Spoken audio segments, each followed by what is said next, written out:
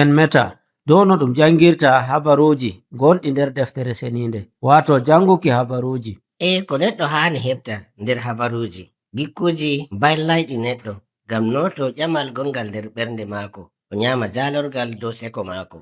To en metu dow jikkuji. Ɓurna nder habaruji en ji'ai goɗɗi jikkuji mawɗi nanduɗi e jikku ɗum tawɗen hoore meɗen hande. En godi nyumoji ɗuɗɗi e seko dow maji, e hani nyamen jalorgal dow maji. Habaruji boɗɗi metayɗi dow gikkuji ɗuɗɗi boɗɗi. E hani gi'en ɗume waɗi no ɗum magira. Ndaren nder gikkuji balluɗi ngam ɗum maaga. Habaruji gonɗi nder deftere seninde e wodi gikkuji fere-fere. Enen e hoore meɗen en gi'ai gikku neɗɗaku.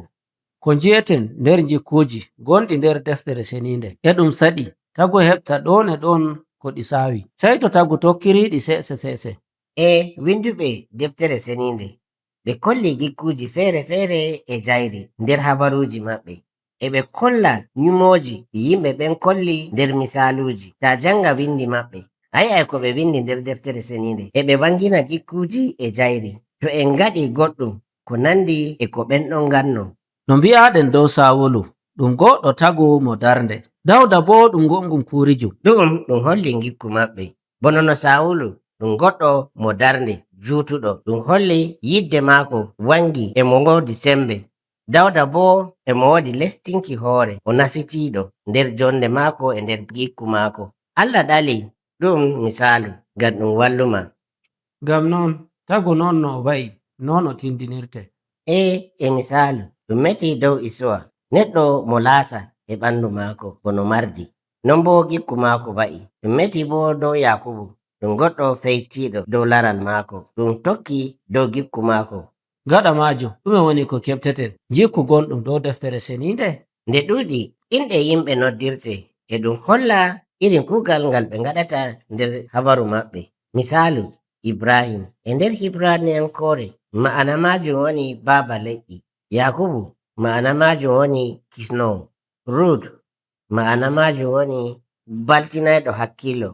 Sawulu ma'ana inde maako woni ngam mi torake. Hanko woni laamiɗo mo yimɓe maako torani. To en tokki habaruji ɗi nder ma'anda maji en ji'ai ɗuɗɗum nder ko nde yeɓre. Ɓe ɗali goɗɗum ngam jangoɓe hande gaɗa suuno maɓɓe ngam heftuki ɗum dow gikkuji yimɓe ɓe. E misalu ɓe meta e ɗuɗɗum e habaru ɗum hokkata dow maɓɓe. Ai non ko bo sarel ngel Musa yi'i masarankejo e piya Ibraniyankejo, sai o warimo o suuɗi gaware maako. Ngam ɗume? Ɗum aadilaku na? Nder monnere ɗum hanayi. Allah jaɓi ko o waɗi bo? Amma binduɗo deftere seninde o metana en goɗɗum ɗuɗɗum dow majum. Sai ɓe suɓi ɓe kolla en gikku e kuuɗe dow ko Musa waɗi. Ɗum kalluɗum kanjum waɗi o heɓa debbo daga nder maɓɓe. Ɗum hanayi. Ɗum foɗante nyumo. Ta raari habaru kokkaɗum nder deftere seninde e wodi fi ɗuɗɗum foɗai ɗum hakkillo neɗɗo. Amma ɗum Musa waɗi ɗum waddi aadilaku na ko hakke? To en dari nder habaruji kokketeɗi ɗum holla goɗɗum jikku boɗɗum ko ɗum boɗa ɗum jangowo on yiɗata ekkito. Non ɗum waɗi gikku koyɗum ɗum tagu yiɗata ekkito ngam ɗum walla mo hanko e ɓiɓɓe maako. Iri ɗum gikku boɗɗum ko goɗɗum gikku ɗum boɗa ngam deftere seninde e ekkitina neɗɗo e ɓiɓɓe maako gikkuji kanuɗi anduki ko woɗi e ko woɗa. Ngam ko nde e wodi gikku foɗai ɗum hakkillo neɗɗo daga nder deftere seninde.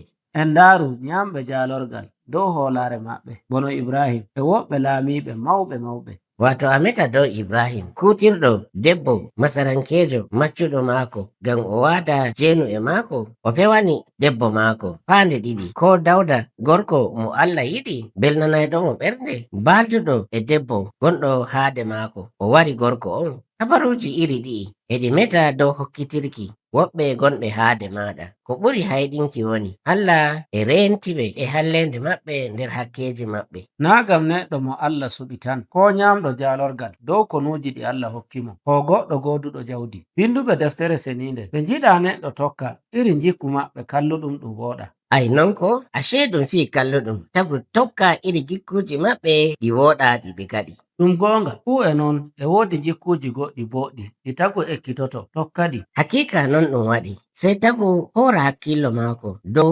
gikkuji boɗɗi nder habaruji gonɗi nder deftere seninde e tokkaɗi, sela bo gikku ɗum woɗa tokka gonga go'otum ɗum Allah gonɗon nder moƴƴere maako e faamu. Habaruji ɗi ɓe mbindi ngam ko moye neɗɗo welnana Allah ɓernde, lestina hoore, hokka hoore muɗum to Jomirawo.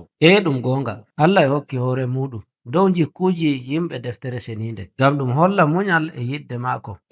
Janguki deftere seninde raarki nder gikkuji maɓɓe ɗum ɗum walla e neɗɗo sela daga gikkuji maɓɓe ɗi woɗa. Sarel ngel neɗɗo yi'i ɓe mboofi laawol Allah e yurminani ɓe nder habaruji ɗi windaɗi nder deftere seninde.